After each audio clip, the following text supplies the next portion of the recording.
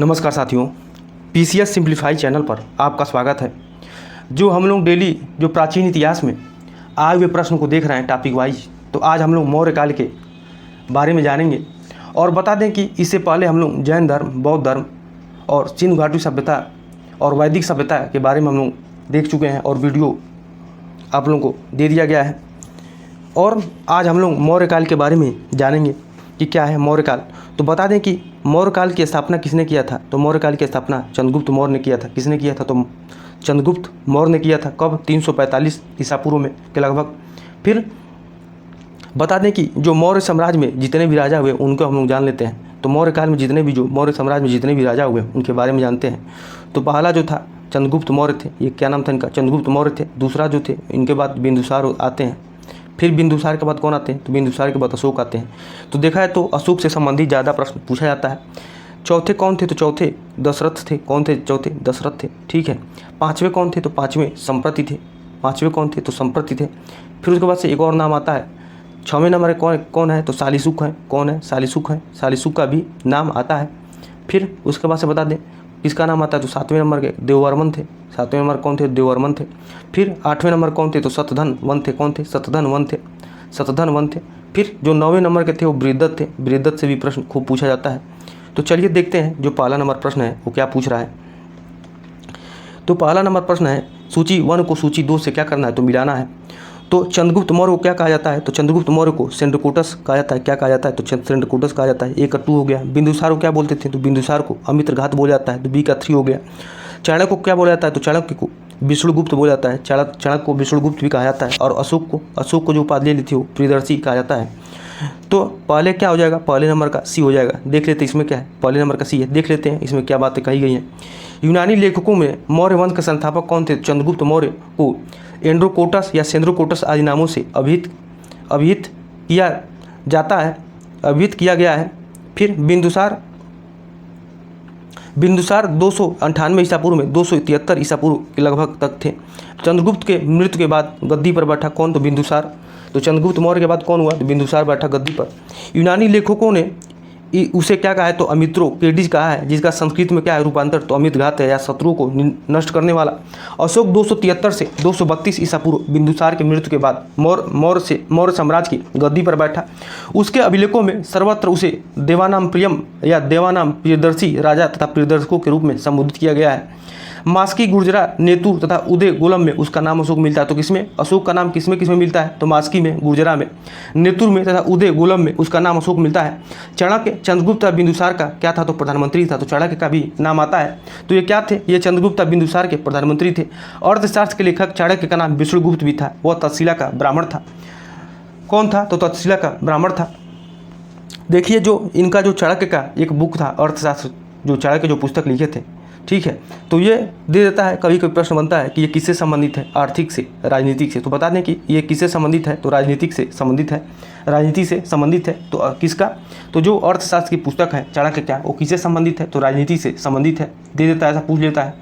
ठीक है। और बता दें कि जो कौटिल्य थे अर्थशास्त्र को राज्य की प्रकृति का वर्णन किया है। क्या किया है? तो कौटिल्य ने अर्थशास्त्र को राज्य की प्रकृति का वर्णन किया है। उसने राज्य के 7 अंग बताए हैं। कितने अंग बताए हैं? तो राज्य के 7 अंग बताए हैं। कौन कौन से? देख लेते हैं। स्वामी है, अमात्य है। फिर उसके बाद से जनपद है। क्या बताएं? जनपद है। फिर उसके बाद से दुर्ग है। फिर कोष है। फिर उसके बाद से दंड है। क्या है? दंड है। फिर सेना है और मित्र है। इसे क्या बताया गया है? तो सप्तांग भी बताया गया है। देखा जाए तो चंद्रगुप्त मौर्य कब गद्दी पर बैठता है? तो लगभग 322 ईसा पूर्व के लगभग गद्दी पर बैठता है, जो कि इसमें दिया हुआ है। ठीक है। अब आगे देख लेते हैं क्या है। दूसरा नंबर प्रश्न देख लेते हैं क्या पूछा हुआ है। निम्नलिखित में किन स्रोतों में विदित होता है कि कलिंग ने अशोक से घमासान युद्ध किया? तो पहला दिया है अशोक का पृथक कलिंग शिलालेख। फिर दूसरा है अशोक का 13वां शिलालेख। तीसरा है दीपवंश। चौथा है दिव्यदान में। तो बता दें कि अशोक के 13वां शिलालेख में क्या पता चलता है कि बी हो जाएगा। इसका दूसरे का क्या हो जाएगा? बी हो जाएगा। तो 13वें के अशोक का 13वां शिलालेख जो होता है उसमें क्या बातें बताई गई? तो कलिंग में अशोक ने घमासान युद्ध किया है। तो किस स्रोतों से पता चलता है? तो कलिंग अशोक का 13वां शिलालेख में पता चलता है। तो इसका बी हो जाएगा, दूसरे का बी हो जाएगा। अब देख लेते हैं इसमें क्या दिया हुआ है, व्याख्या देख लेते हैं। तो कलिंग युद्ध तथा इसके परिणामों के विषय में अशोक के 13वें शिलालेख में से विस्तृत सूचना प्राप्त होती है। विजयोपरांत कलिंग में 2 अधीनस्थ प्रशासनिक केंद्र स्थापित किए गए। उत्तरी केंद्र राजधानी क्या थी? तो तोसली थी। वही दक्षिणी केंद्र जिसकी राजधानी क्या थी? तो जौगढ़ थी। कलिंग का प्राचीन राज्य वर्तमान दक्षिणी उड़ीसा में स्थित था। कलिंग अशोक इस राज्य को भीतर अपने साम्राज्य में मिलाने में सफल रहा। दुर्भाग्यवश किसी भी साक्ष्य में से हमें कलिंग के शासक का नाम ज्ञात नहीं होता है। 13वें शिलालेख में इस युद्ध के भयानक परिणामों का इस प्रकार उल्लेख हुआ है। इसमें 1,50,000 व्यक्ति बंदी बनाकर निर्वासित कर दिए गए, 1 लाख लोगों की हत्या की गई तथा इससे भी कई गुना अधिक मर गए। युद्ध में भाग न लेने वाले ब्राह्मणों, श्रमिकों तथा गृहस्थों को अपने संबंधों के मारे जाने से महान कष्ट हुआ। सम्राट ने इस भारी नरसंहार को स्वयं अपनी आंखों से देखा था। तो हम लोग थोड़ा सा अशोक के जो 13 शिलालेख हैं उसमें क्या बातें की गई हैं, तो चलिए देख लेते हैं एक बार। तो अशोक के जो प्रमुख शिलालेख हैं उनमें क्या क्या वर्णन हुआ है वो देख लेते हैं। ये हमेशा से प्रश्न पूछता आ रहा है। तो पहले में जो बात की गई है, अशोक के पहले शिलालेख में क्या बात की गई है, इसमें पशु बलि की निंदा की गई है। इसमें पशु बलि की क्या की गई है? तो निंदा की गई है, पशु बलि की निंदा की गई है। दूसरे में बता दें क्या बात की गई, तो मनुष्य पशु दोनों की चिकित्सा व्यवस्था का उल्लेख है। मनुष्य पशु दोनों को चिकित्सा व्यवस्था का उल्लेख है। तीसरा बता दें, जो अशोक का तीसरा जो शिलालेख है उसमें किसकी बातें की गई है, तो इसमें राजकीय किसकी बात की गई, तो राजकीय अधिकारियों को यह आदेश दिया गया है कि वे हर 5 वर्ष क्या करें, तो दौरे पर जाएं। और कुछ धार्मिक नियमों का भी उल्लेख तीसरे शिलालेख में मिलता है। वही चौथे में क्या बात की गई, चौथे शिलालेख में, तो बता दें इसमें भेरी घोष की जगह धम्म घोष की स्थापना की बात की गई है। किसकी, तो भेरी घोष की जगह धम्म घोषणा की गई है। किसकी बात की गई, तो भेरी घोष की जगह धम्म घोषणा की बात की गई है। फिर वही 5वां जो शिलालेख है इसमें किसकी बात की गई है, तो इसमें यह कहा गया है कि धर्म महामात्रों की नियुक्ति के बारे में जानकारी बताई गई है। इसमें धर्म महामात्रों की नियुक्ति की जानकारी मिलती है 5वें शिलालेख में। वही छठा में क्या है, तो छठा में आत्मनियंत्रण से संबंधित बातें की गई है, की शिक्षा दी गई है। वही 7वां और 8वां में सम्मिलित देख लें तो इसमें क्या किया गया है, तो अशोक की तीर्थ यात्राओं का उल्लेख है। तो जो अशोक के 7वां और 8वां शिलालेख है उसमें क्या बात की गई है, तो अशोक की तीर्थ यात्राओं का उल्लेख है। वही 9वां में क्या है, अशोक के 9वां शिलालेख में क्या बातें की गई हैं, तो इसमें सच्ची भेंट तथा सच्चे शिष्टाचार का उल्लेख है। वही 10वां जो शिलालेख है, 10वां शिलालेख है उसमें किसकी बात की गई, तो इसमें अशोक ने यह आदेश दिया है कि राजा तथा उच्च अधिकारी क्या करे, तो हमेशा प्रजा के हित में सोचे। ठीक है। और 11वां जो शिलालेख है उसमें किसकी बात की गई है, तो ये कहा गया कि इसमें धम्म की व्याख्या की गई है। तो 11वां शिलालेख में क्या किया गया, तो धम्म की व्याख्या की गई है। 12वां शिलालेख में क्या बात की गई है अशोक के, तो इसमें कहा गया है कि इसमें कलिंग युद्ध का वर्णन मिलता है। जो कलिंग युद्ध का वर्णन मिलता है 13वें शिलालेख में क्या होता है, तो कलिंग युद्ध का वर्णन मिलता है। और अशोक के हृदय परिवर्तन की बात कही गई है। इसी में 5 युवान राजाओं के नामों का भी उल्लेख मिलता है जहाँ उसमें धर्म प्रचारक भेजे थे। और 12वां जो शिलालेख इसमें क्या कहा गया है, तो स्त्री महामात्रों की नियुक्ति एवं सभी प्रकार के विचारों के सम्मान की बात कही गई। तो स्त्री महामात्रों की नियुक्ति की बात किसमें की गई, तो 12वां शिलालेख में किया गया है। वही 14वां जो शिलालेख है उसमें अशोक ने जनता को धार्मिक जीवन बिताने के लिए प्रेरित किया है। तो अब आगे देख लेते हैं क्या है प्रश्न, आगे क्या पूछ रहा है। तीसरा प्रश्न है कि तीर्थ यात्रा के समय सम्राट अशोक निम्नलिखित स्थानों पर गए, उन्होंने किस मार्ग से अनुगमन किया, तो पहला गया दिया है, दूसरा कपिलवस्तु दिया है, तीसरा क्या दिया गया है, कुर्सीनगर, चौथा है लुम्बिनी, 5वां है सारनाथ, 6वां है श्रावस्ती। तो बता दें कि जब अशोक ने तीर्थ यात्रा के समय अशोक ने किन किन स्थानों पर गया, तो किस मार्ग से अनुगमन किया, तो कहाँ पर गए सबसे पहले, तो सबसे पहले उन्होंने कहाँ गया, तो लुम्बिनी में गया तो 4 हो जाएगा। उसके बाद से लुम्बिनी के बाद से कपिलवस्तु में गए। ठीक है, कपिलवस्तु में गए। उसके बाद से गया जो बिहार में पड़ता है। फिर उसके बाद से कहाँ गए, तो उसके बाद से सारनाथ गए, जो सारनाथ वाराणसी में पड़ता है। उसके बाद से श्रावस्ती गए। फिर उसके बाद से कहाँ गए, तो कुर्सीनगर गए। तो कुर्सीनगर सबसे लास्ट में जाते हैं। तो क्या हो जाएगा, तीसरे का डी हो जाएगा, तीसरे का क्या हो जाएगा, डी हो जाएगा। इसमें व्याख्या देख लेते हैं क्या दिया हुआ है। तो अशोक के बिहार की यात्रा के स्थान पर धम्म यात्राएं प्रारंभ की। अशोक की धम्म यात्राओं का क्रम बौद्ध ग्रंथ दिव्यज्ञान में दिया गया है, जिसका क्रम है लुम्बिनी के बाद से कपिलवस्तु जाते हैं, फिर बोधगया जाते हैं, फिर सारनाथ जाते हैं, फिर श्रावस्ती जाते हैं और कुर्सीनगर में जाते हैं। फिर चौथा नंबर प्रश्न क्या है, देख लेते हैं क्या पूछा। प्रश्न है कि देवानाम प्रियम की उपाधि धारण किया था किसने, ये अशोक ने, दूसरा दशरथ ने, तीसरा संप्रति ने, चौथा बृहदत्त ने। तो बता दें कि जो देवानाम की उपाधि है कौन कौन धारण किया था, तो अशोक और दशरथ ने किया था। कौन कौन किया था, तो अशोक और दशरथ ने किया था। तो चौथे क्या हो जाएगा, बी हो जाएगा। चौथे क्या हो जाएगा, बी हो जाएगा। इसमें व्याख्या देख लेते हैं क्या है। मौर्य सम्राट अशोक 273 ईसा पूर्व के लगभग मगध के राज सिंहासन पर बैठा। उसके अभिलेखों में सर्वत्र उसे देवानाम प्रियम या देवानाम प्रियदर्शी तथा राजा आदि की उपाधियों से संबोधित किया गया है। अशोक के उत्तराधिकारियों में दशरथ भी अशोक की तरह देवानाम प्रियम की उपाधि धारण करता था। तो दशरथ कितने नंबर के थे? तो अभी हमने ऊपर बताया था कि दशरथ जो थे वो दशरथ चौथे नंबर के राजा थे। चौथे नंबर के थे, तो चौथे नंबर के राजा थे। ठीक है, हमने अभी ऊपर बताया था। अब आगे देख लेते हैं 5 नंबर प्रश्न क्या पूछ रहा है। तो ईस्वी सन के पूर्व की कुछ शताब्दियों में निम्नलिखित में से किन शासकों ने गिरनार क्षेत्र में जल संसाधन व्यवस्था की ओर ध्यान दिया था? तो कौन कौन थे इसमें कूट देख लेते हैं। तो क्या क्या दिया है? तो महापद्मानंद, फिर दूसरा दिया है चंद्रगुप्त मौर्य, तीसरा दिया है अशोक, चौथा रुद्रदामन का भी नाम आता है। तो बता दें कि जो गिरनार क्षेत्र में जल संसाधन की व्यवस्था है किसने किसने ध्यान दिया था? तो कौन कौन ध्यान दिए थे? तो चंद्रगुप्त मौर्य दिए थे और अशोक दिए थे। तो पांचवा क्या हो जाएगा? बी हो जाएगा। इसमें व्याख्या देख लेते हैं क्या दिया हुआ है। ईस्वी सन के पूर्व की कुछ शताब्दियों में चंद्रगुप्त मौर्य और अशोक ने गिरनार क्षेत्र में जल संसाधन व्यवस्था की ओर ध्यान दिया। ईस्वी सन के पश्चात शक शासक रुद्रदामन ने भी सुदर्शन झील की मरम्मत कराई तथा गिरनार क्षेत्र में जल संसाधन व्यवस्था पर ध्यान दिया। आगे स्कंदगुप्त ने भी सौराष्ट्र गिरनार में जल संसाधन व्यवस्था पर पर्याप्त धन दिया था। अब आगे देख लेते हैं क्या है प्रश्न, आगे क्या है पूछ रहा है। प्रश्न है कि निम्नलिखित में से किन राजाओं ने सौराष्ट्र अंचल में जल संसाधन व्यवस्था पर पर्याप्त धन दिया? तो अभी हम लोग ऊपर देखे थे कौन धन दिया था। तो स्कंदगुप्त। कूट देख लेते हैं इसका क्या है। तो बता दें कि सौराष्ट्र अंचल में जल संसाधन व्यवस्था पर पर्याप्त धन दिया था। तो कौन कौन दिए थे? चंद्रगुप्त मौर्य भी दिए थे, अशोक भी दिए थे, रुद्रदामन भी दिए थे, स्कंदगुप्त भी दिए थे। तो ये चारों राजाओं जो राजा थे और सौराष्ट्र अंचल में जल संसाधन व्यवस्था पर पर्याप्त धन दिया था। अब आगे देख लेते हैं क्या है। प्रश्न है कि कथन में क्या दिया है? ए में अशोक ने कलिंग को मौर्य साम्राज्य में जोड़ दिया था। कारण है कलिंग दक्षिण भारत को आने वाली स्थलीय एवं समुद्री मार्गों को नियंत्रित करता था। क्या करता था? तो कलिंग स्थलीय दक्षिण भारत को आने वाले स्थलीय और समुद्री मार्ग को नियंत्रित करता था। तो बता दें कि ये दोनों बातें सही कही गई हैं क्योंकि अशोक ने कलिंग को मौर्य साम्राज्य में जोड़ दिया था। और कारण क्या था? तो कलिंग दक्षिण भारत को आने वाले स्थलीय और समुद्री मार्गों को नियंत्रित करता था। तो ये क्या है? 7वें का ए हो जाएगा। अब व्याख्या देख लेते हैं इसमें क्या दिया हुआ है। तो कलिंग विजय मगध भारतवर्ष के इतिहास में एक सीमा चिन्ह है। यह विजयता साम्राज्यवादी विस्तार की उस नीति का अंत करती है जिसका आरंभ बिंबिसार ने अंग देश पर विजय प्राप्त करके किया था। अशोक ने अपने अभिषेक के 8वें वर्ष 261 ईसा पूर्व में कलिंग पर चढ़ाई की थी। अशोक के 13वें यह बृहद शिलालेख है जिसमें कलिंग ने युद्ध और वहां के विनाश के वर्णन किया है। कलिंग उस समय एक प्रबल एवं शक्तिशाली राज्य था जो अशोक के समय एक स्वतंत्र राज्य के रूप में स्थापित था। प्राचीन भारत में कलिंग का महत्व भौगोलिक और सामुद्रिक मार्ग की दृष्टि से अत्यधिक था। इसी कारण अशोक के कलिंग अभियान का उद्देश्य स्थलीय एवं समुद्री व्यापार मार्ग पर अधिकार करना था। उसने कलिंग को विजित कर अपने साम्राज्य में क्या किया था? तो मिला लिया था। अब आगे देख लेते हैं क्या है प्रश्न। प्रश्न है कि मौर्यकालीन शासकों ने धार्मिक आधार पर भू अनुदान नहीं दिया था।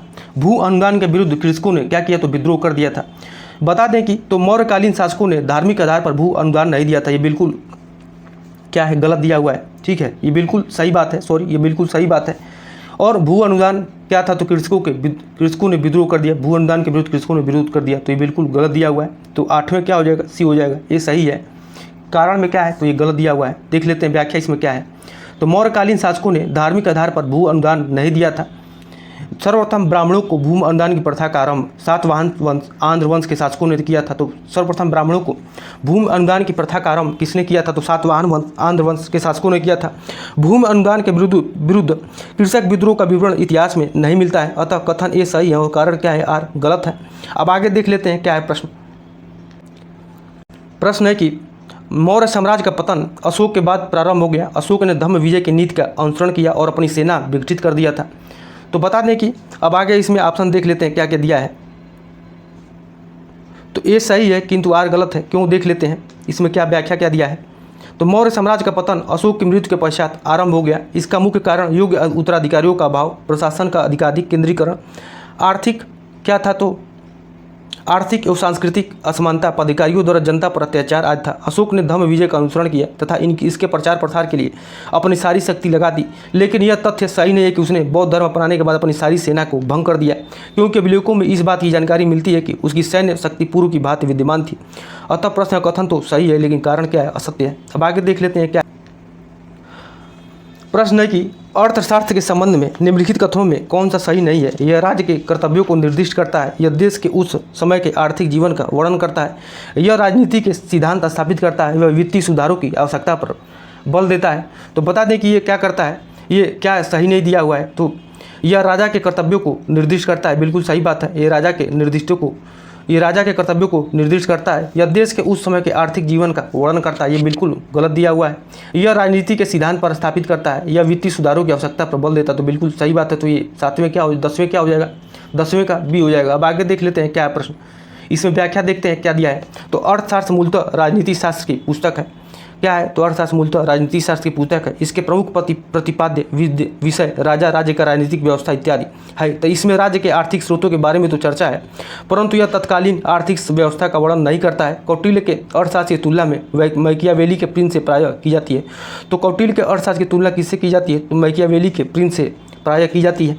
ये भी पूछ चुका है। अब आगे देख लेते हैं, आगे प्रश्न आ ही चुका है, वो देख लेते हैं क्या है। निम्नलिखित में से किसकी तुलना मैकियावेली के प्रिंस से की जाती है। तो अभी हम लोग देखे हैं कौटिल्य के अर्थशास्त्र की तुलना किससे की जाती है, तो मैकियावेली के प्रिंस से की जाती है। तो 11 नंबर क्या हो जाएगा, बी हो जाएगा। अब आगे देख लेते हैं क्या है प्रश्न। निम्नलिखित में से कौन सा ग्रंथ उल्लेख करता है कि अशोक श्रीनगर कश्मीर का संस्थापक था। तो ए दिव्यदान दिया है, बी महावंश दिया है, सी दीपवंश दिया है, डी राजतरंगड़ी दिया है। तो 12 क्या हो जाएगा, डी हो जाएगा। 12 क्या हो जाएगा, डी हो जाएगा। तो राजतरंगड़ी किसकी रचना है, आप लोग जरूर कमेंट करिएगा कि राजतरंगड़ी किसने लिखा है। अब आगे देख लेते हैं क्या इसमें दिया है, क्या इसका व्याख्या है। तो अशोक एक महान निर्माता था। बौद्ध परंपरा के अनुसार उसने 84,000 स्तूपों का निर्माण कराया, बराबर की गुफाओं में आजीविकों के लिए गुफाओं का निर्माण कराया। कलहड़ की राजतरंगड़ी के अनुसार उसने कश्मीर में श्रीनगर तथा नेपाल में देवपाटन नामक नगर बसाया था। दिव्यदान बौद्ध ग्रंथ है जिसमें अशोक की माँ का नाम क्या मिलता है, तो सुभद्रांगी मिलता है। सिंहली अनुश्रुतियों में दीपवंश महावंश के अनुसार अशोक को उसके शासन के चौथे वर्ष निग्रोध नामक भिक्षु ने बौद्ध मत में किया गया था, तो दीक्षित किया था। अब आगे देख लेते हैं क्या है प्रश्न। प्रश्न है कि वह यूनानी शासक जिसको चंद्रगुप्त मौर्य ने पराजित किया था और कहाँ से शासन करता था। तो ये सीरिया का था, जो क्या करता था, तो सीरिया का शासक था जिसने चंद्रगुप्त मौर्य को पराजित किया तथा वहाँ पर क्या करता था, तो वो सीरिया से शासन करता था। देख रहे थे इसमें क्या व्याख्या दिया है। तो यूनानी शासक सेल्यूकस चंद्रगुप्त मौर्य से पराजित हुआ, जो सीरिया का शासक था। सिकंदर के मृत्यु के पश्चात उसके पूर्वी प्रदेशों का उत्तराधिकारी सेल्यूकस था। सेल्यूकस ने बेबीलोन तथा बैक्टीरिया को जीतकर पर्याप्त शक्ति अर्जित कर ली थी। उधर चंद्रगुप्त मौर्य अपने साम्राज्य निर्माण में व्यस्त था। 305 ईसा पूर्व के आसपास सेल्यूकस, जो इस समय सीरिया में से शासन कर रहा था, अपने पूर्वी अभियान के क्रम में शिव नदी को पार कर चंद्रगुप्त से आ टकराया, लेकिन दोनों के बीच संधि तथा वैवाहिक संबंधों की स्थापना का उल्लेख मिलता है। इस विवरण में यह स्पष्ट होता है कि चंद्रगुप्त मौर्य ने सेल्यूकस को पराजित किया था। तो कौन किया था, चंद्रगुप्त मौर्य ने सेल्यूकस को पराजित किया था। अब आगे देख लेते हैं क्या है प्रश्न। प्रश्न है कि चंद्रगुप्त मौर्य ने सेल्यूकस को किस वर्ष में पराजित किया था। तो ए 317 ईसा पूर्व, बी 315 ईसा पूर्व और सी 305 ईसा पूर्व और डी दिया है 300 ईसा पूर्व। तो बता दें कि चंद्रगुप्त मौर्य ने सेल्यूकस को किस वर्ष पराजित किया था। तो 305 ईसा पूर्व में। 14 का सी हो जाएगा। देख लेते इसमें क्या दिया है। ऊपर अभी हम लोग देखे थे, यहाँ पे दिया है कि 305 ईसा पूर्व के आसपास सेल्यूकस जो इस समय सीरिया से शासन कर रहा था। अब आगे देख लेते हैं क्या है प्रश्न। 15 नंबर प्रश्न है कि निम्नलिखित में किसने यह कहा कि चंद्रगुप्त मौर्य ने 6 लाख सैनिकों की सहायता से संपूर्ण भारत पर आक्रमण और अधिकार किया है। तो ए दिया है जस्टिन, बी दिया है स्टेबो, सी दिया है प्लूटार्क, डी डिमैगस दिया है। तो बता दें कि प्लूटार्क ने क्या कहा था कि चंद्रगुप्त मौर्य ने 6 लाख सैनिकों की सहायता से संपूर्ण भारत पर क्या किया था, तो आक्रमण और अधिकार कर लिया था। अब इसमें देख लेते हैं व्याख्या क्या दिया है। तो मौर्य सम्राट चंद्रगुप्त को नंद वंश के उन्मूलन तथा पंजाब सिंध में विदेशी शासन का अंत करने का श्रेय नहीं, वरन उसने भारत के अधिकांश भाग पर अपना आधिपत्य स्थापित कर लिया। प्लूटार्क ने लिखा है कि चंद्रगुप्त ने 6 लाख सेना लेकर समूचे भारत पर अपना आधिपत्य स्थापित किया था। जस्टिन के अनुसार सारा भारत उसके कब्जे में था। यूनानी रोमन साहित्य में चंद्रगुप्त को सेंड्रकोटस कहा गया है, जिसकी समीकरण चंद्रगुप्त से विलियम जोन्स ने स्थापित किया है। अब आगे देख लेते हैं क्या है प्रश्न। तो यूनानी रोमन साहित्य के सेंड्रकोटस का समीकरण किसने चंद्रगुप्त मौर्य से किया है। तो ए डी.आर. भंडारकर ने, बी दिया है अलेक्जेंडर कनिंघम ने, सी आर.पी. चंदा ने, डी विलियम जोन्स ने। तो बता दें कि जो विलियम जोन्स थे वो क्या किए थे, तो 16 का डी हो जाएगा। यूनानी रोमन साहित्य के सेंड्रकोटस का समीकरण किसने चंद्रगुप्त मौर्य को से किया, तो विलियम जोन्स ने किया था। देख लेते हैं आगे क्या है। 17 नंबर प्रश्न क्या है। अभिलेख जिसमें यह प्रमाणित होता है कि चंद्रगुप्त का प्रमाण पश्चिम भारत पर था। तो ए कलिंग अभिलेख, बी अशोक का गिरनार अभिलेख, सी दिया है रुद्रामर का जूनागढ़ शिलालेख, डी दिया है अशोक का टेपरा शिलालेख। तो बता दें कि किसमें बात है? तो रुद्रामन का जूनागढ़ शिलालेख में क्या होता है? 17 क्या हो जाएगा? सी हो जाएगा। यह प्रमाणित होता है चंद्रगुप्त का प्रभाव पश्चिमी भारत पर भी था। अब आगे देख लेते हैं क्या है प्रश्न इसमें। व्याख्या देख लेते हैं। चंद्रगुप्त मौर्य का पश्चिम में अधिकार था, इसका प्रमाण उसे किसी अभिलेख में नहीं मिलता है, बल्कि रुद्रदामन का जूनागढ़ शिलालेख से हमें यह पता चलता है कि जूनागढ़ शिलालेख से ज्ञात होता है कि चंद्रगुप्त मौर्य ने अपने पश्चिमी प्रांत के गवर्नर पुष्पगुप्त वैश्य को सौराष्ट्र प्रांत में एक झील का निर्माण क्या किया? तो सौराष्ट्र में एक झील का निर्माण करने की आज्ञा दी थी। यह झील सुदर्शन झील के नाम से इतिहास में विख्यात है। क्या है? इतिहास में विख्यात है। इसी झील का निर्माण कार्य सम्राट अशोक के काल में उसे गवर्नर दुशासन के समय में हुआ था। जब यहाँ से क्या हुआ था? नहर निकाला गया था। रुद्रामन के समय में इसका बांध टूट गया था, जिसका मरम्मत रुद्रामन ने अपने राज्यपाल सुविशाख से करवाया। स्कंदगुप्त ने भी इस बांध का मरम्मत कार्य किया था। अब आगे देख लेते हैं क्या है प्रश्न है कि जल की आवश्यकता को ध्यान में रखते हुए जिस प्रथम शासक ने गिरनार क्षेत्र में एक झील का निर्माण करवाया था तो वो था, पहला दिया है ए चंद्रगुप्त मौर्य, बी अशोक, सी रुद्रामन, डी स्कंदगुप्त। बता दें कि चंद्रगुप्त मौर्य ने क्या किया था? तो 18 का क्या हो जाएगा? ये हो जाएगा। उसने गिरनार क्षेत्र में एक झील का निर्माण करवाया था। इसमें देख लेते हैं क्या दिया है, व्याख्या देख लेते हैं।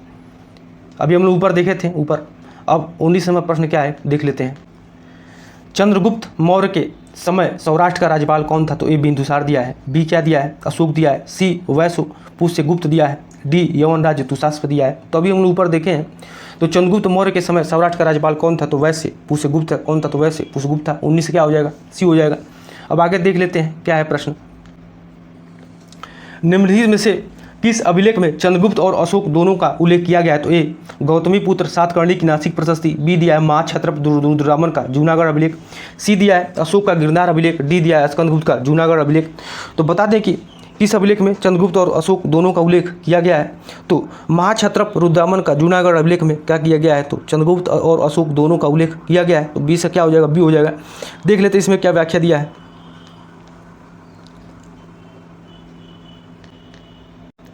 निम्नलिखित में से किस राजवंश के शासक सीरिया जैसे पश्चिम में दूर के देशों के साथ राजनय संबंध रखते थे? तो ए मौर्य दिया है, बी गुप्त दिया है, सी पल्लव दिया है, डी चोल दिया है। तो बता दें कि जो मौर्य का जो थे पश्चिमी दूर के देशों के साथ भी उनका राजनय संबंध रखते थे। कौन? तो मौर्य वंश। अब आगे देख लेते हैं क्या है प्रश्न। किसके शासनकाल में मेगस्थनीज भारत आया था? तो ये इजी प्रश्न है। किसके समय में? तो चंद्रगुप्त मौर्य के समय में। अब आगे देख लेते हैं चाणक्य का अन्य नाम क्या है? तो ए भट्टा स्वामी, बी विष्णुगुप्त, सी राजशेखर, डी विशाखा। तो बता दें कि चाणक्य का अन्य नाम क्या था? तो चाणक्य का अन्य नाम विष्णुगुप्त भी था। क्या? तो 23 क्या हो जाएगा? बी हो जाएगा। चाणक्य चंद्रगुप्त मौर्य के प्रधानमंत्री या महामंत्री थे। इनके अन्य नाम क्या था? तो कौटिल्य था, विष्णुगुप्त है। वे पहले तक्षशिला विश्वविद्यालय के आचार्य भी रह चुके थे।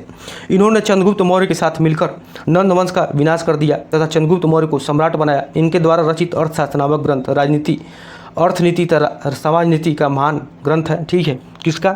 तो चाणक्य या विष्णुगुप्त का अर्थशास्त्र। अब आगे देख लेते हैं क्या है प्रश्न है कि कौटिल्य प्रधानमंत्री थे किसके? ए चंद्रगुप्त विक्रमादित्य के, बी अशोक के, सी चंद्रगुप्त मौर्य के, डी राजा जनक के। तो बता दें कि कौटिल्य प्रधानमंत्री थे किसके? तो चंद्रगुप्त मौर्य के क्या थे? तो ये प्रधानमंत्री थे। 24 क्या हो जाएगा? सी हो जाएगा। अब आगे देख लेते हैं क्या है प्रश्न।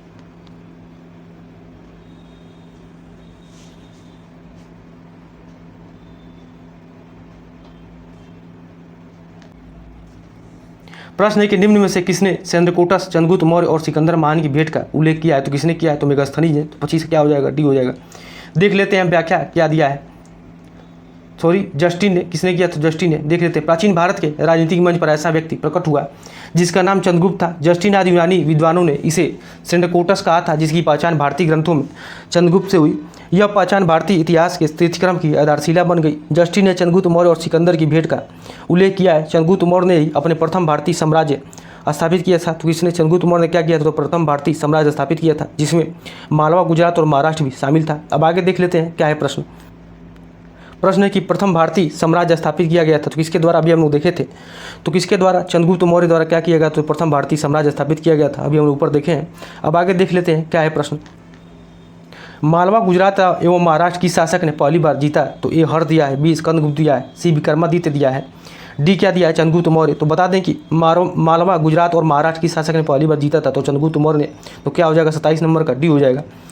अब आगे देख लेते हैं क्या है प्रश्न है कि चंद्रगुप्त मौर्य ने अपने अंतिम दिन कहाँ व्यतीत किए थे? तो ए पाटलिपुत्र दिया है, बी कन्नौज दिया है, सी श्रवण बेलगोला दिया है, डी उपरोक्त में से कोई नहीं। तो बता दें कि जो चंद्रगुप्त मौर्य ने थे जो अपने अंतिम दिन कहाँ व्यतीत किए थे?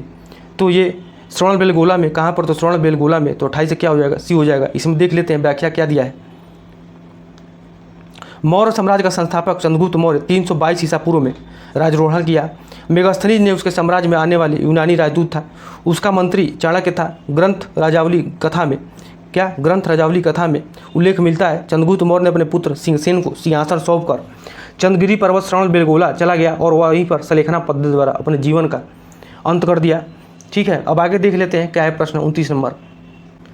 निम्नलिखित में से किस राजा के एक अभिलेख से सूचना मिलती है कि शाक्य मुनि बुद्ध का जन्म लुम्बिनी में हुआ था? तो ए अशोक दिया है, बी कनिष्क दिया है, सी हर्ष दिया है, डी धर्मपाल दिया है। तो किसका शाक्य मुनि बुद्ध का जन्म लुम्बिनी में हुआ था? कौन सा अभिलेख देता है? किसका अभिलेख देता है यह सूचना? तो बता दें क्या दिया है? ए अशोक दिया है, बी कनिष्क दिया है, सी हर्ष दिया है, डी धर्मपाल दिया है। तो अशोक के शिलालेख में या अशोक के अभिलेख में क्या मिलता है? कि शाक्य मुनि बुद्ध का जन्म कहाँ हुआ था? तो लुम्बिनी में हुआ था। तो ये अशोक के अभिलेख से सूचना प्राप्त होती है। अब आगे देख लेते हैं क्या है प्रश्न। तो व्याख्या देख लेते हैं इसमें क्या है। अशोक का रुमिनदेही लघु स्तंभ लेख अन्य सभी अभिलेखों में से सर्वथा भिन्न है। इससे अशोक ने किसी भी रूप में धर्म का उल्लेख न कर कतिपय ऐतिहासिक तथ्यों का उल्लेख मात्र किया है। इसमें ज्ञात होता है कि जिस क्षेत्र में स्तंभ स्थापित है वह क्षेत्र क्या है? लुम्बिनी है, जहाँ पर बुद्ध का जन्म हुआ था। वह अशोक ने अपने राज्याभिषेक के 20वें वर्ष में आकर पूजा की थी और वहाँ भगवान बुद्ध की जन्मस्थली को पत्थर की विशाल दीवार से गिरवाया था और एक स्तंभ स्थापित किया था। अशोक ने लुम्बिनी ग्राम को बलि कर को समाप्त कर दिया और भाग कर को घटाकर 1/8 कर दिया था। अब आगे देख लेते हैं क्या है प्रश्न। प्रश्न है कि अशोक का रुमनदेही स्तंभ संबंधित है किससे? तो बुद्ध के जन्म स्थान से। सी दिया है बुद्ध के प्रथम उपदेश से, बी दिया है बुद्ध के ज्ञान प्राप्ति से, डी है बुद्ध के शरीर त्याग से। तो बता दें कि अशोक का जो रुमनदेही स्तंभ संबंधित है वो किससे है? बुद्ध के जन्म स्थान से। 30 क्या हो जाएगा? 30 का ए हो जाएगा। अब आगे देख लेते हैं इसमें व्याख्या क्या है। प्रश्न है कि शाक्य मुनि बुद्ध के जन्म स्थल का उल्लेख करने वाला प्राचीनतम अभिलेखित साक्ष्य कहाँ से प्राप्त हुआ है? तो ए सारनाथ से, बी श्रावस्ती से, सी कौशाम्बी से, डी रुमनदेही से। तो बता दें कि रुमनदेही से क्या होता है? तो 31 क्या हो जाएगा? डी हो जाएगा। तो शाक्य मुनि बुद्ध के जन्म स्थल का उल्लेख करने वाला प्राचीनतम अभिलेख कहाँ से प्राप्त होता है? तो रुमनदेही से प्राप्त होता है। अब आगे देख लेते हैं क्या है आगे प्रश्न क्या पूछ रहा है। अशोक ने अपने किस शासकीय वर्ष में लुम्बिनी की यात्रा की थी? तो ए 9वें वर्ष में, बी 12वें वर्ष में, सी 20वें वर्ष में, डी 26वें वर्ष में। तो बता दें कि अशोक ने अपने किस वर्ष में लुम्बिनी की यात्रा की थी? तो 20वें वर्ष में क्या किया था अशोक ने लुम्बिनी की यात्रा की। तो 32 क्या हो जाएगा? सी हो जाएगा। देख लेते हैं इसमें क्या व्याख्या दिया है। ब्राह्मी लिपि को सर्वप्रथम किसने पढ़ा था? तो ए दिया है ए कनिंघम ने, बी दिया है ए एच दानी ने, सी ब्यूलर दिया है, डी जेम्स प्रिंसप ने। तो बता दें कि जेम्स प्रिंसप ने क्या किया? तो ब्राह्मी लिपि को सर्वप्रथम पढ़ा था। तो 33 क्या हो जाएगा? 33 का डी हो जाएगा। इसमें व्याख्या देख लेते हैं क्या दिया है आगे। सर्वप्रथम 1837 ईस्वी में जेम्स प्रिंसप ने अशोक के ब्राह्मी लिपि में लिखे अभिलेखों को पढ़ने में सफलता प्राप्त की थी। अशोक की पहचान प्रियदर्शी के रूप में हुई। पत्थर पर उत्कीर्ण प्राचीनतम शिलालेख प्राकृत भाषा में है। अनुराधापुर से प्राक अशोक ब्राह्मी लिपि का पता चलता है। तो कहाँ से? अनुराधापुर से प्राक अशोक ब्राह्मी लिपि का पता चलता है। कहाँ से? तो अनुराधापुर से। अब आगे देख लेते हैं क्या है प्रश्न।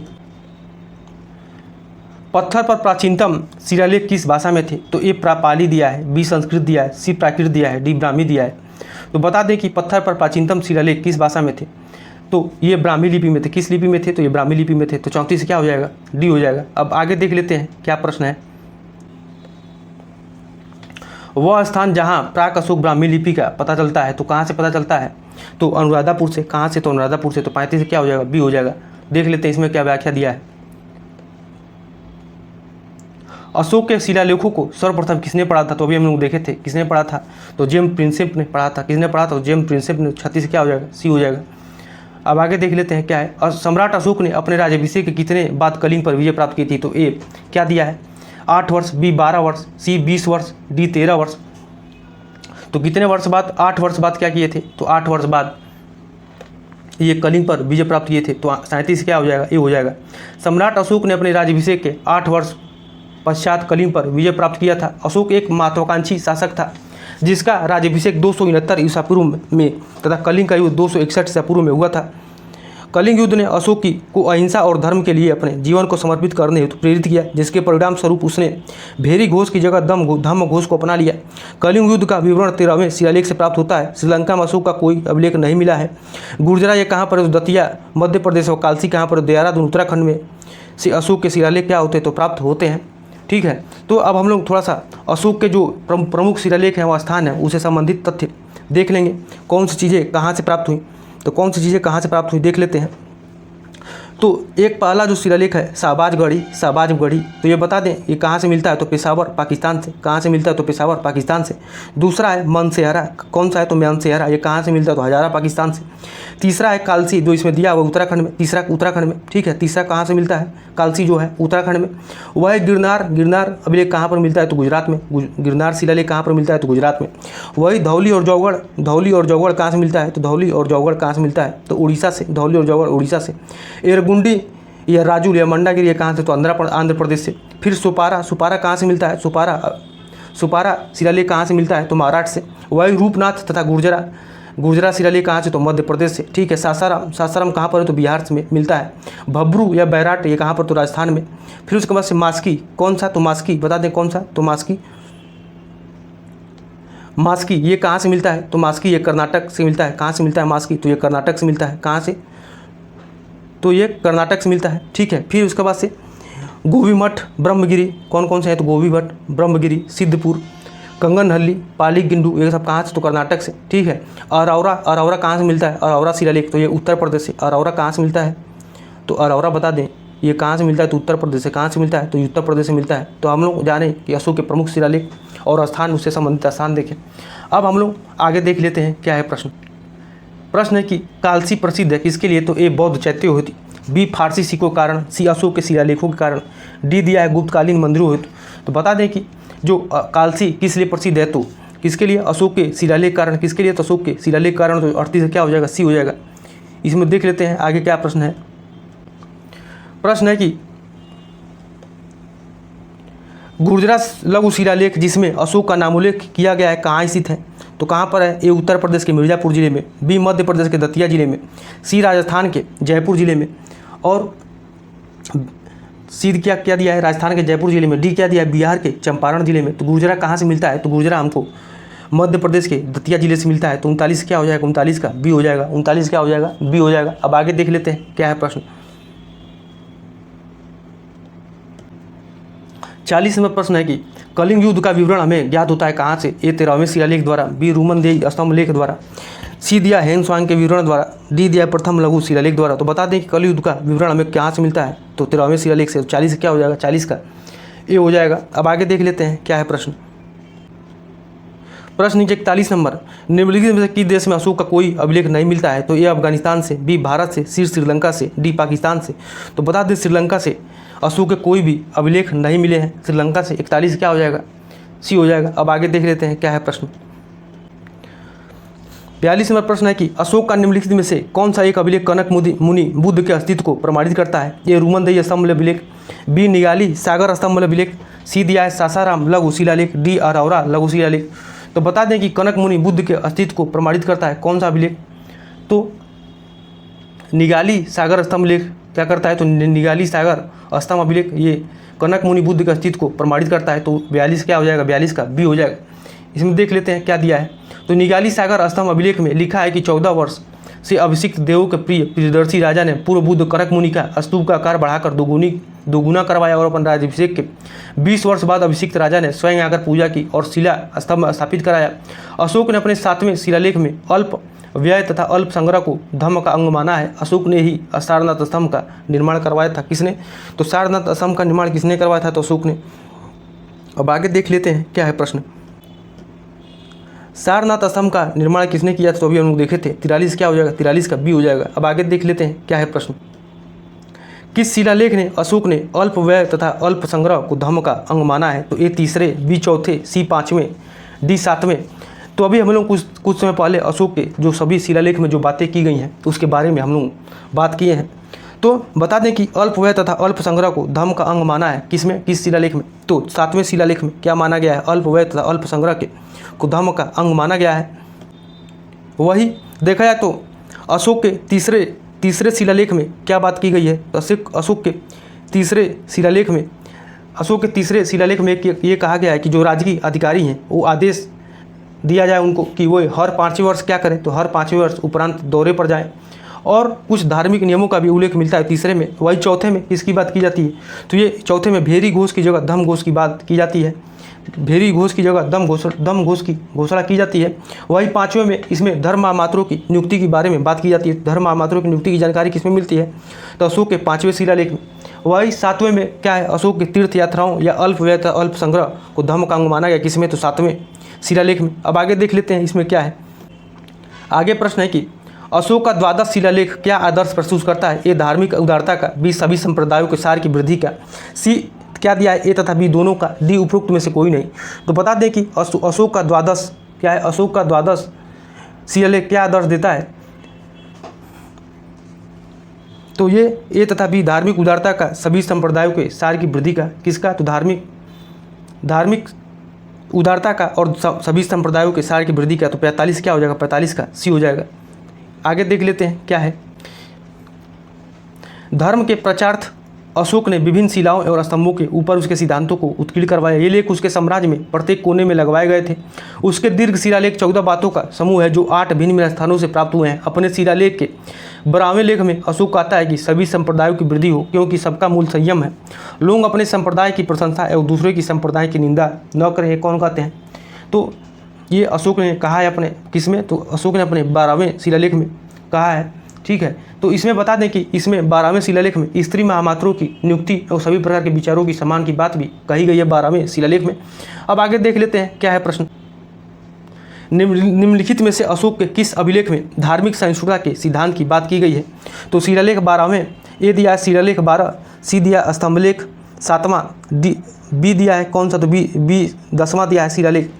तो बता दें कि अशोक के किस अभिलेख में धार्मिक सहिष्णुता के सिद्धांतों की बात की गई है? तो ये शिलालेख 12वें शिलालेख में धार्मिक सहिष्णुता की बात की गई। तो 46 क्या हो जाएगा? 46 का ये हो जाएगा। अब आगे देख लेते हैं क्या है। अशोक के निम्न अभिलेखों में से पूर्ण रूपेण धार्मिक सहिष्णुता के प्रति समर्पित कौन सा अभिलेख है? तो अभी हम लोग ऊपर देखे थे। तो शिलालेख 12वां जो शिलालेख था वो धार्मिक क्या था? तो धार्मिक पूर्ण रूपेण धार्मिक सहिष्णुता के प्रति समर्पित था। अब आगे देख लेते हैं क्या है। आगे प्रश्न क्या पूछ रहा है। निम्नलिखित में से अशोक का कौन सा शिलालेख धार्मिक संश्लेषण समन्वय के बारे में कहता है? तो द्वितीय शिलालेख ए दिया है द्वितीय शिलालेख, बी 12वां शिलालेख, सी 13वां शिलालेख, डी 11वां शिलालेख। तो बता दें कि दूसरे शिलालेख में किसकी बात की गई है? कि मनुष्य या पशु दोनों की चिकित्सा व्यवस्था का उल्लेख है किसमें? तो दूसरे शिलालेख में। वही 12वें शिलालेख में बता दें किसकी बात की गई है? तो स्त्री महामात्रों की नियुक्ति की बात की गई है, बल्कि जबकि सभी प्रकार के विचारों की सम्मान की बात कही गई है। वही 13वें शिलालेख में क्या है? तो कलिंग युद्ध का वर्णन मिलता है। इसमें अशोक के हृदय परिवर्तन की भी बात की गई है। वहीं 11वें शिलालेख में क्या है? तो 11वें शिलालेख में इसमें धम्म की व्याख्या की गई है। तो क्या हो जाएगा? 48 का बी हो जाएगा। जो 12वें शिलालेख में क्या किया गया है? तो धार्मिक संश्लेषण समन्वय के बारे में बात कहा गया है।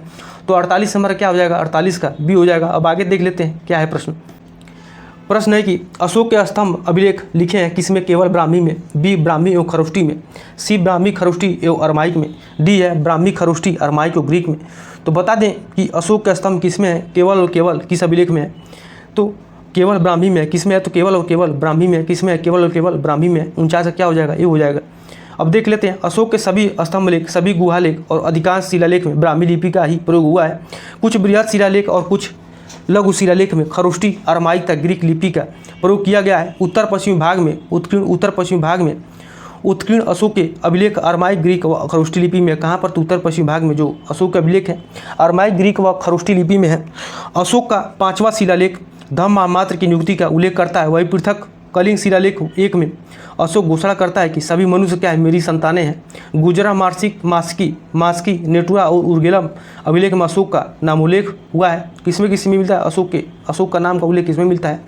तो गुर्जरा में मिलता है, मास्की में मिलता है, नेटूर में मिलता है, उरेगलम में मिलता है। सब अशोक का नाम उल्लेख प्राप्त होता है।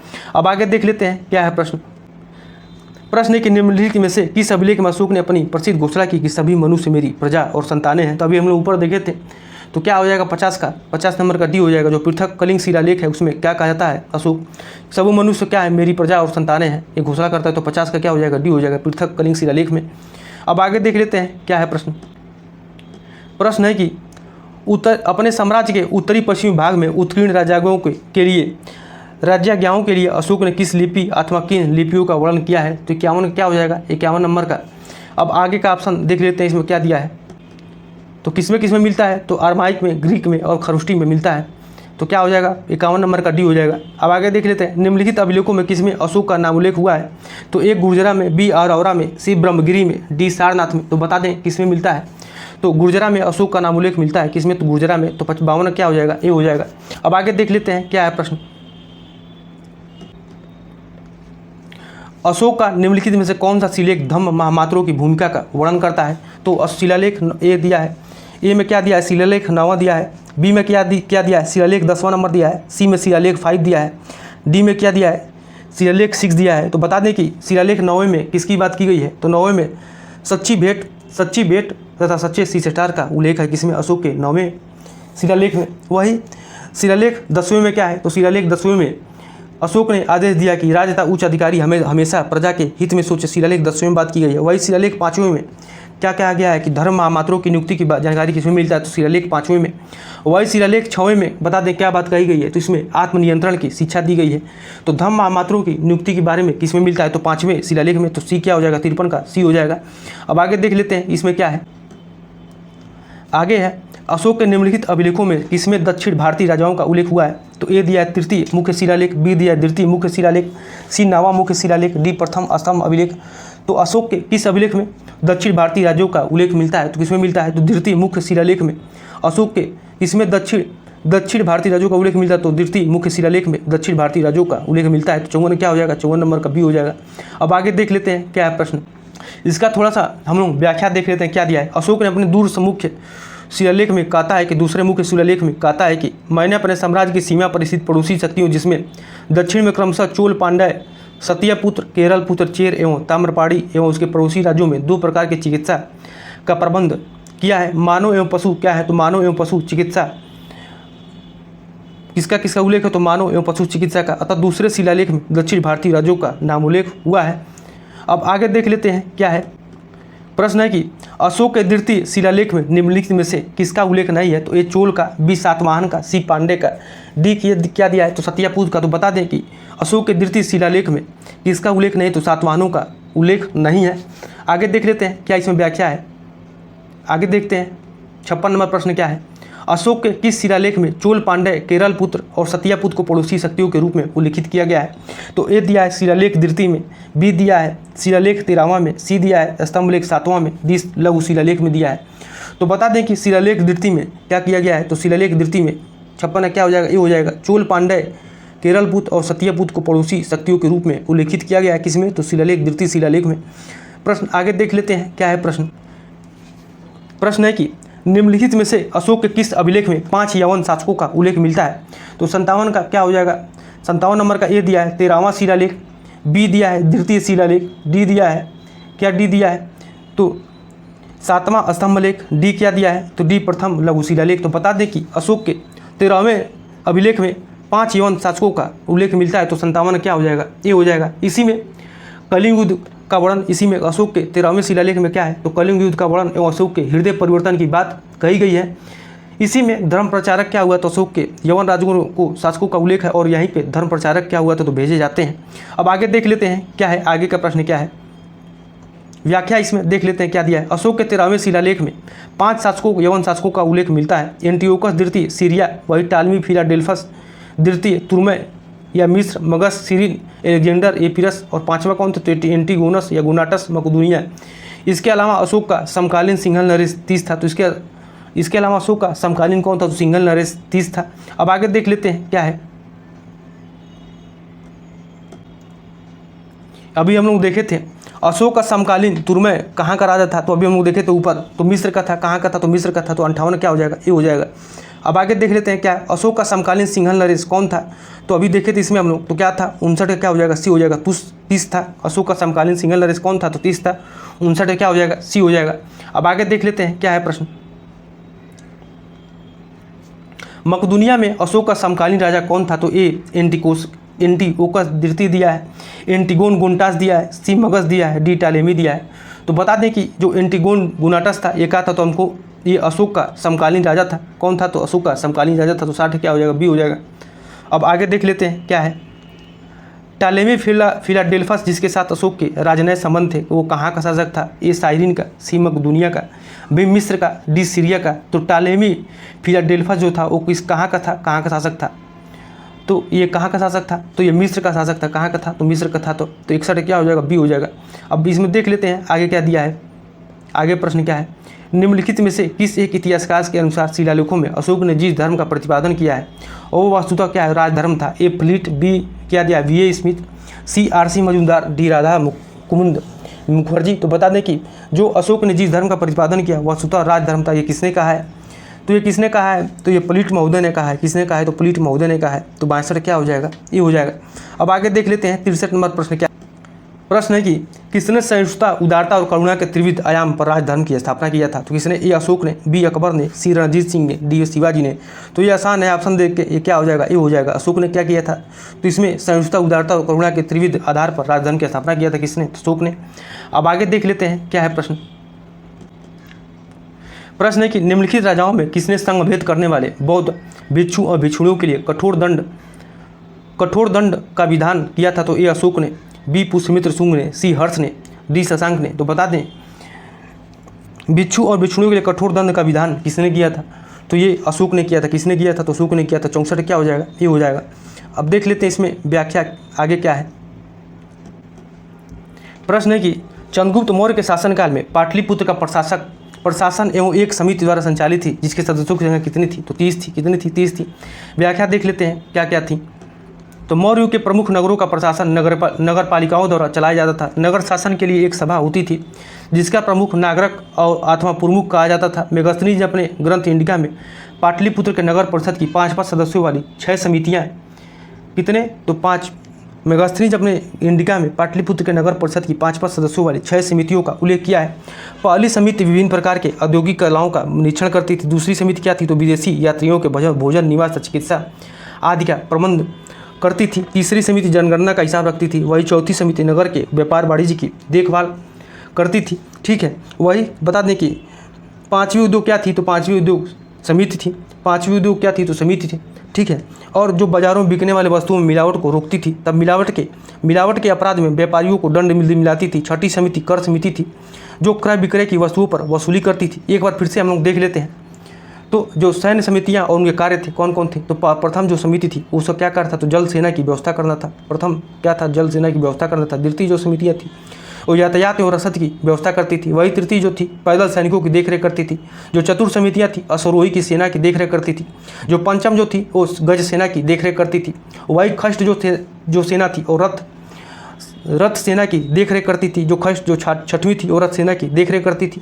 अब हम लोग आगे देखते हैं क्या है प्रश्न है कि निम्नलिखित में से कौन स्रोत मौर्यों के नगर प्रशासन का विस्तृत विवरण प्रस्तुत करता है? तो ए कौटिल्य का अर्थशास्त्र, बी मेगस्थनीज का इंडिका, सी विशाख दत्त का मुद्रा राक्षस, डी अशोक का राज अभिलेख। तो बता दें कि मौर्य के नगर प्रशासन का विस्तृत विवरण हमें किसमें मिलता है? तो ये मेगस्थनीज के इंडिका मिलता है। किसमें मिलता है? तो मेगस्थनीज के इंडिका मिलता है। तो क्या हो जाएगा? ये मेगस्थनीज तो 66 का बी हो जाएगा। क्या हो जाएगा? 66 का बी हो जाएगा। 66 का बी हो जाएगा।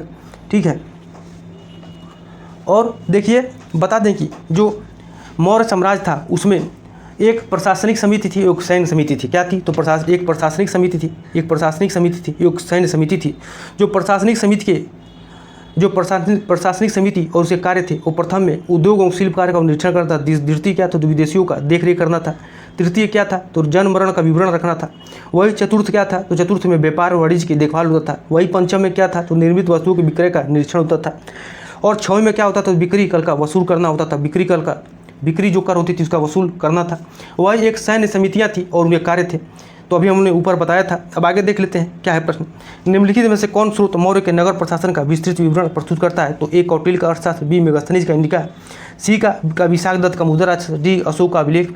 तो बता देंगे किसमें मिलता है? तो मेगस्थनीज के इंडिका में। तो 66 क्या हो जाएगा? 66 का बी हो जाएगा। 66 नंबर का बी हो जाएगा। अब आगे देख लेते हैं क्या है। मौर्य काल में एग्रोनोमाई अधिकारी निम्नलिखित में से किस एग्रोनोमाई क्या था? किस क्षेत्र से संबंधित था? तो ए माप और तौल से, बी प्रशासन संबंध से, और क्या दिया है? सी मार्ग निर्माण से, डी क्या था कि डी क्या दिया है तो राजस्व प्रबंधन से। तो बता दें कि मौर्य काल में एग्रोनोमोई जो था वो क्या करता था, तो ये मार्ग निर्माण अधिकारी था। ये क्या था, तो मार्ग निर्माण अधिकारी था। ठीक है, अब आगे देख लेते हैं इसमें क्या है। अब आगे देख लेते हैं क्या है प्रश्न। मौर्य काल में जिले का प्रमुख आहारपति था, जिसे मेगास्थनी ने एग्रोनोमाई कहा था। यह सड़क निर्माण का भी प्रमुख अधिकारी था। माप तौल के अधिकारियों की पौतावध्यक्ष तथा राजस्व प्रबंधन के अधिकारी को समाहर्ता कहा जाता था। क्या कहा जाता था, तो समाहर्ता किसे कहा जाता था, जो प्रबंध के अधिकारी थे। तो हम लोग थोड़ा सा जो अर्थशास्त्र में वर्णित खानों के अधीक्षक को, ये अर्थशास्त्र में खानों के अधीक्षक को अकाराध्यक्ष कहा गया है। तो हम लोग जो अर्थशास्त्र में वर्णित तीर्थ हैं उसके बारे में बताते हैं। तो कौन कौन थे, तो पुरोहित क्या थे, पुरोहित क्या थे, तो ये धर्म एवं दान विभाग का प्रधान होता था। सेनापति क्या होता था, तो ये सैन्य विभाग का प्रधान होता था। युवराज क्या होते थे, तो बता दें युवराज क्या होते थे। युवराज जो होते थे ये राजपूत होते थे।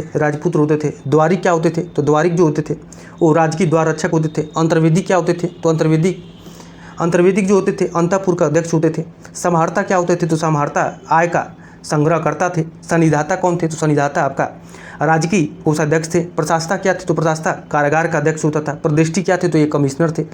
कमिश्नर थे। पौर क्या होता था, तो पौर नगर का कोतवाल होता था। ठीक है, व्यापारी क्या होते थे, तो प्रमुख न्यायाधीश व्यापारी कहलाते थे। वही नायक क्या होते थे, तो नायक नगर रक्षा का अध्यक्ष थे।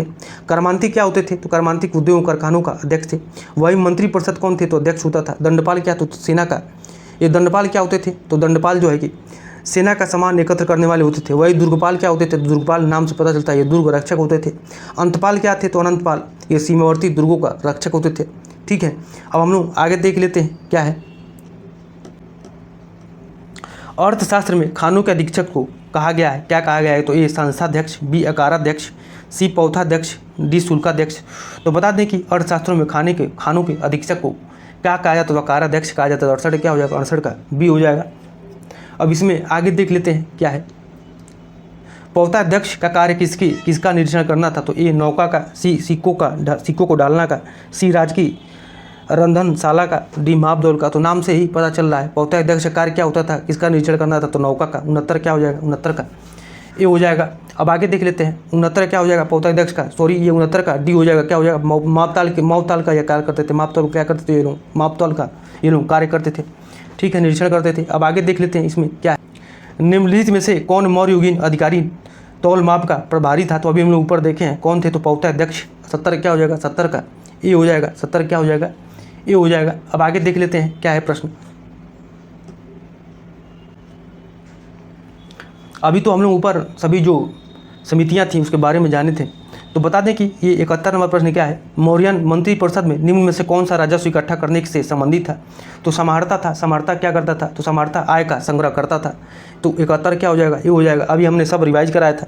ठीक है, वही अन्नपाल या अनंतपाल या दुर्गपाल क्या होते थे, तो ये सीमावर्ती दुर्गों का रक्षक करते थे। व्यापारी क्या होते थे, तो व्यापारी किसे कहा गया, तो व्यापारी जो होते थे व्यापारी के प्रमुख न्यायाधीश होते थे। व्यापारी क्या होते थे, प्रमुख न्यायाधीश होते थे। वही प्रतिष्ठा क्या होते थे, तो प्रतिष्ठा कमिश्नर होते थे। क्या होते थे, कमिश्नर होते थे। ठीक है, अब हम लोग आगे देख लेते हैं क्या है। मौर्यकालीन प्रशासनिक केंद्र समापा का समीकरण किससे किया जाता है, ए ब्रह्मगिरी से, बी धौली से, सी गिरनार से, डी जौगढ़ से। तो किस कहाँ से, तो जौगढ़ से। क्या हो जाएगा, 72 का डी हो जाएगा। 72 का डी हो जाएगा।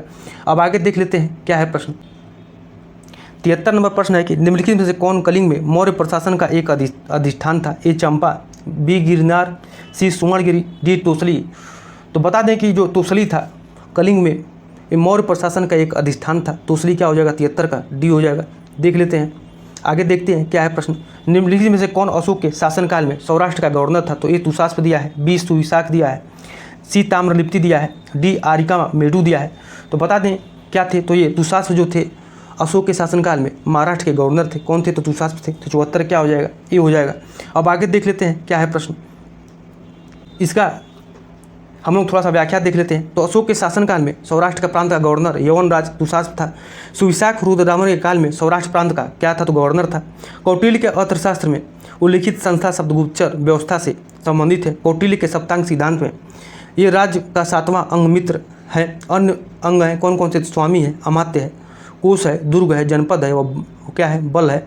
ये क्या थे, तो ये कौटिल्य के सप्तांग सिद्धांत में थे। कौन कौन थे, तो स्वामी है, अमात्य है, कोष है, दुर्ग है, जनपद है, बल है। ये क्या थे, तो अष्टांग थे। ठीक है, अब आगे देख लेते हैं सप्तांग।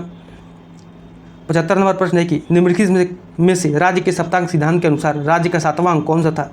तो अब अभी हम लोग ऊपर थे, 7वां अंक क्या था, तो मित्र था। क्या था, 7वां अंक मित्र था। तो क्या हो जाएगा 75 का सी हो जाएगा। आगे देख लेते हैं क्या है प्रश्न। कौटिल्य के अर्थशास्त्र में उल्लिखित संस्था शब्द का संबंध है ए वित्तीय प्रशासन से, बी गुप्तचर व्यवस्था से, सी क्या दिया है न्याय प्रशासन से, डी कर व्यवस्था से। तो संस्था किससे संबंधित था, तो किससे संबंधित था ये गुप्तचर व्यवस्था से। तो क्या हो जाएगा 76 का बी हो जाएगा। इसमें देख लेते हैं व्याख्या क्या दिया है, आगे देख लेते हैं क्या है। तो 77 नंबर प्रश्न है कि निम्नलिखित में से कौन समुद्र से समुद्र तक, बंगाल की खाड़ी से अरब सागर तक विस्तृत प्रथम साम्राज्य था। तो कौन था, तो मौर्य था, मौर्य साम्राज्य था। तो क्या हो जाएगा 77 का भी हो जाएगा इसका। मौर्य के शासनकाल में भारतवर्ष का सीमा विस्तार हुआ। अशोक के समय में मौर्य साम्राज्य का विस्तार अफगानिस्तान में से मैसूर तक और पूर्व में बंगाल की खाड़ी से पश्चिम में अपरांतक अर्थात अरब सागर तक था। इस क्षेत्र में जम्मू द्वीप कहते थे, जो प्रथम लघु शिलालेख में प्रयुक्त हुआ। अपने साम्राज्य के संबंध में अशोक का उद्गार इस प्रकार, महालोभी ही विजेते महते ही विजय, ये सबपुट विय सर्व पृथ्वी कहा गया है। अब आगे देख लेते हैं क्या है प्रश्न। मौर्य काल में दंड विधान थे क्या, तो काफ़ी कठोर, बी अत्यंत नरम, सी काफ़ी लचीली, डी उपयुक्त में से कोई नहीं। तो बता दें कि मौर्य काल में दंड विधान थे क्या थे, तो काफ़ी कठोर थे। दंड विधान क्या थे, तो काफ़ी कठोर थे। तो क्या हो जाएगा 78 का ये हो जाएगा, काफ़ी कठोर थे। अब आगे देख लेते हैं क्या है, इसमें व्याख्या देख लेते हैं। मौर्य काल में दंड विधान अत्यंत कठोर थे।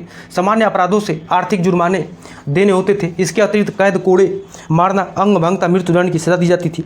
कारीगरों की अंग क्षति करने पर मृत्युदंड दिया जाता। ब्राह्मण विद्रोहियों को जल में डुबोकर मृत्युदंड दिया जाता था, जिससे अपराध विषय में कोई प्रमाण नहीं मिलता था। वहाँ जल, अग्निता, विष आदि द्वारा दिव्य परीक्षाएं ली जाती थी। अब आगे देख लेते हैं क्या है प्रश्न। अशोक के शासनकाल में कुमार जहाँ नियुक्त हुए थे, तो कहाँ नियुक्त हुए थे, तो तक्षशिला में, तोसली में, उज्जैनी में। तो क्या हो जाएगा 78 का ये हो जाएगा। कहाँ कुमार नियुक्त हुए थे, तो तोसली में, उज्जैनी में। 69 क्या हो जाएगा, ये हो जाएगा। देख लेते हैं प्रशासन की सुविधा के लिए अशोक का विशाल साम्राज्य अनेक प्रांतों में विभाजित था। उसके अभिलेख में 5 प्रांतों के नाम मिलते हैं। उत्तरापथ या जिसकी राजधानी क्या थी, तो तक्षशिला थी। उसके बाद से अवंती रठ जिसका क्या मिलता है राजधानी, तो उज्जैनी मिलती। कलिंग का क्या था, तोसली था। दक्षिणापथ का सुवर्णागिरी था। प्राच्य अथवा पूर्वी दिशा किसका था, तो पाटलिपुत्र का था। राजनीति महत्व के प्रांतों में राजकुल से संबंधित व्यक्तियों को ही राज्यपाल नियुक्त किया जाता है। उन्हें कुमार तथा आर्यपुत्र कहा जाता था। तक्षशिला, सुवर्णगिरी, तोसली और उज्जैनी में इस प्रकार के कुमारों की नियुक्ति की गई है। मौर्य काल में राजुक अधिकारियों का, जो राजुक होते थे अधिकारियों का क्या था, तो ये मांग था। ठीक है, एक वर्ग भी था। अब आगे देख लेते हैं क्या है, आगे प्रश्न क्या पूछ रहा है। 80 नंबर प्रश्न है कि राजू क्या थे, तो चोल राज्य के व्यापारी, मौर्य शासन में अधिकारी। सी क्या दिया है, गुप्त साम्राज्य के सामंत वर्ग। डी दिया है शक सेना में सैनिक। तो राजू क्या होते थे, तो राजू मौर्य शासन में अधिकारी होते थे। तो क्या हो जाएगा, सी का बी हो जाएगा।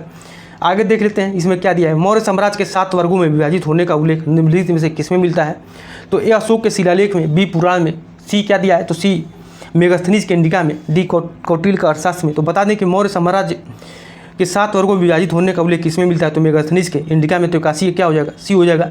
आगे देख लेते हैं इसमें क्या दिया है। यूनानी शासक सेल्यूकस का दूत मेगास्थनीज मौर्य शासक चंद्रगुप्त मौर्य के दरबार में आया था। मेगास्थनीज ने तत्कालीन भारतीय साम्राज्य का वर्णन अपने ग्रंथ इंडिका में किया था। मेगास्थनीज के विवरण से पता चलता है कि मौर्य युग में शांति तथा समृद्धि व्याप्त थी। जनता पूर्ण रूप से आत्मनिर्भर थी तथा भूमि बड़ी उपजाऊ थी। लोग नैतिक दृष्टि से उत्कृष्ट थे तथा सादी का जीवन व्यतीत करते थे। भारतीय साहसी वीर तथा सत्यवादी होते थे। उनकी वेशभूषा साधारण होती थी। गेहूँ तथा जौ प्रमुख खाद्यान्न थे। मेगास्थनीज के अनुसार समाज में 7 वर्ग थे। कौन कौन से, तो दार्शनिक थे, कृषक थे, अहिर थे, कारीगर थे, सैनिक थे, निरीक्षक थे और सभासद थे। मेगास्थनीज ने ब्राह्मण साधुओं की प्रशंसा की। उनके अनुसार भारतीय यूनानी देवता डायनोसस तथा हेराक्लिस की पूजा करते थे। वस्तुतः इसका शिव तथा कृष्णा की पूजा से तात्पर्य है। मेगास्थनीज के अनुसार प्राचीन काल में दास प्रथा विद्यमान क्या थी, तो नहीं थी। निम्नलिखित में से किस स्रोत में उल्लिखित है कि प्राचीन भारत में दास्ता नहीं थी। तो अभी हम लोग ऊपर देखे हैं, तो इसमें तो मेगास्थनीज के अनुसार किसके द्वारा, तो मेगास्थनीज की इंडिका में क्या होता है, तो भारत में दास्ता नहीं थी। तो 82 क्या हो जाएगा, 82 का सी हो जाएगा। अब आगे देख लेते हैं क्या है। निम्नलिखित में से कौन सा अभिलेख ऐसे 2 धान्यगारों के निर्माण का उल्लेख करता है जिनका संकट काल में उपयोग किया जा सके, तो ए मधुबन ताम्रपत्र से, बी सौगौरा ताम्रपत्र से, सी दिया है पूना ताम्रपत्र से, डी दिया है दामोदरपुर ताम्रपत्र से। तो बता दें कि 83 का क्या हो जाएगा, 83 का बी हो जाएगा। 83 के बी में सौगौरा ताम्रपत्र में क्या होता है, ताम्रपत्र में, तो ये इसमें संकट काल में उपयोग किया जा सके धान्यगारों का उल्लेख मिलता है। अब आगे देख लेते हैं क्या है प्रश्न। तो सौगौरा अभिलेख में ऐसे 2 धान्यगारों के निर्माण का उल्लेख मिलता है जिनका संकट काल में उपयोग किया जा सके। सोगौरा गोरखपुर में अवस्थित है। मधुवन ताम्रपर्त हर्ष से दामोदरपुर ताम्रपर्त गुप्त शासक कुमार गुप्त एवं पूना ताम्रपर्त चंद्रगुप्त विक्रमादित्य की पुत्री प्रभावती गुप्त से संबंधित है। अब आगे देख लेते हैं आगे प्रश्न क्या है, देख लेते हैं। अर्थशास्त्र के अनुसार सीताध्यक्ष का संबंध था किससे? तो कृषि से, व्यापार से, महिला कल्याण से, सेना से। तो कृषि से किससे संबंधित था? तो 84 क्या हो जाएगा? ए हो जाएगा। ये इजी है, ये आ भी चुका है। ठीक है, सीताध्यक्ष किससे संबंधित था? तो कृषि से। अब देख लेते हैं आगे क्या है। तो कौटिल्य के अर्थशास्त्र में मौर्य काल से संबंधित 27 अध्यक्षों का उल्लेख है। अर्थशास्त्र के अनुसार सीता भूमि से तात्पर्य राज्य द्वारा जोती जाने वाली भूमि से था। इनमें से कुछ प्रमुख हैं, कौन कौन से हैं? तो लक्षणाध्यक्ष, ये समझिए बहुत ही महत्वपूर्ण पॉइंट है, ये समझिए कि इससे आता है ये प्रश्न, तो आप लोग इसको अच्छे से देख लीजिएगा। लक्षणाध्यक्ष यह मुद्रा व टकसाल का अध्यक्ष होता था, जिसे सिक्के जारी करने का अधिकार था। पौताध्यक्ष यह माप तौल से संबंधित था। अकराध्यक्ष यह खानों से संबंधित था। वही सीताध्यक्ष क्या था? तो यह राजकीय कृषि विभाग का अध्यक्ष था। विविताध्यक्ष क्या था? तो चारागाहों का अध्यक्ष था। वही सूनाध्यक्ष बूचड़खाने का अध्यक्ष होता था। गणिकाध्यक्ष क्या था? तो वेश्याओं का निरीक्षक करता था। मुद्राध्यक्ष क्या था? तो पासपोर्ट विभाग का अध्यक्ष था। तो ये समझिए कि बहुत ही महत्वपूर्ण था ये, आप लोग भी इसको अच्छे से तैयार कर लीजिए, इससे प्रश्न आता ही है।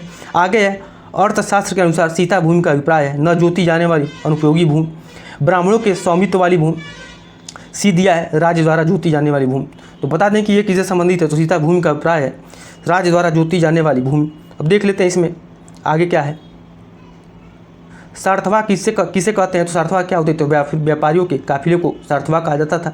प्राचीन काल में रास्ता दुर्गम होने के कारण व्यापार करना कठिन था, अतः व्यापारिक सार्थवा के रूप में व्यापार करते थे, जो एक प्रकार का व्यापारियों का काफिला होता था जिसमें विभिन्न श्रेणियों के लोग रहते थे। वस्तुतः सार्थवा व्यापारियों का समूह था और सार्थ व्यापारिक प्रधान होते थे। मौर्य काल में अद्वैमात्रिक भूमि से तात्पर्य वह भूमि जिसे बिना वर्षा के अच्छी खेती होता था। और मौर्य काल में द्रोण अनाज के माप की एक क्या थी? तो इकाई थी। तो मौर्य काल में द्रोण अनाज की क्या थी? तो एक माप की इकाई थी। अब आगे देख लेते हैं क्या है प्रश्न। अद्वैमात्रक भूमि क्या थी? वह भूमि जिसे बिना वर्षा की अच्छी खेती हो सके, वह भूमि जिसे बिना वर्षा के अच्छी खेती न हो सके। सी बंजर भूमि, डी कृषि कार्य के लिए अनुपयुक्त भूमि। तो बता दें अद्वैमात्रिक भूमि क्या थी?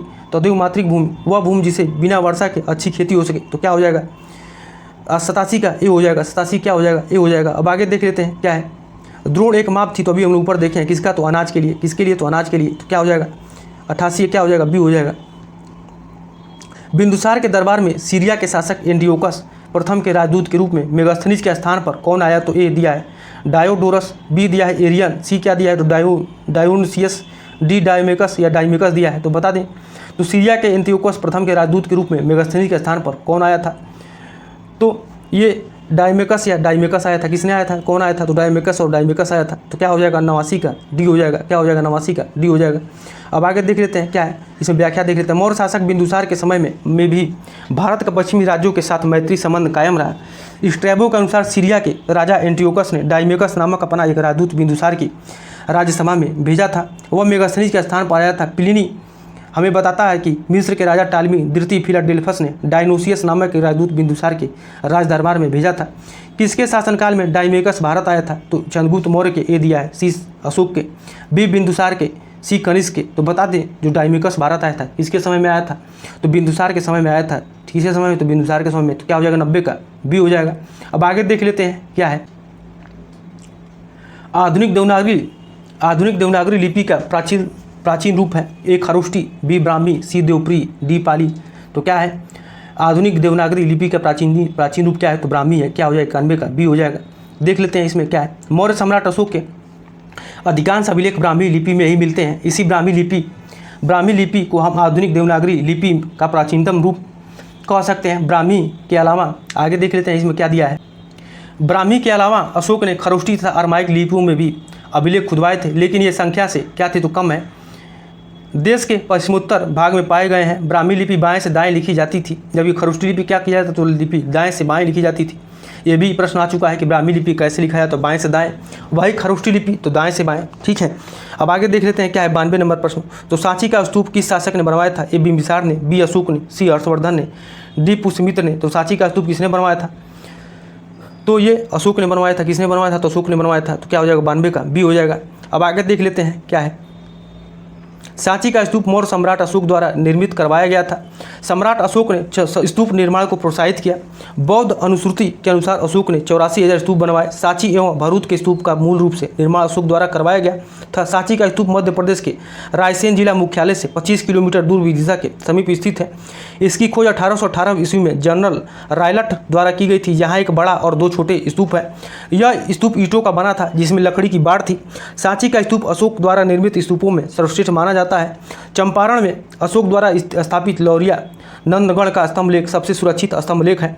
अब आगे देख लेते हैं क्या है अशोक द्वारा स्थापित सबसे सुरक्षित स्तंभ है। तो अभी हम ऊपर देख ही रहे हैं क्या हो जाएगा, लौरिया नंदगढ़ का अभिलेख क्या है, तो अशोक द्वारा सबसे सुरक्षित स्तंभ है।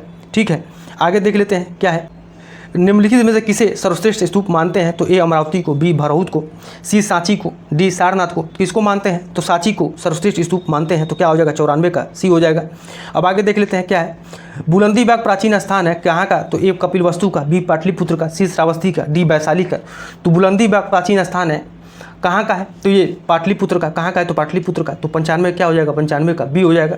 ये आगे देख लेते हैं। बुलंदी बाग पाटलिपुत्र के पुरातात्विक स्थल का एक क्षेत्र है।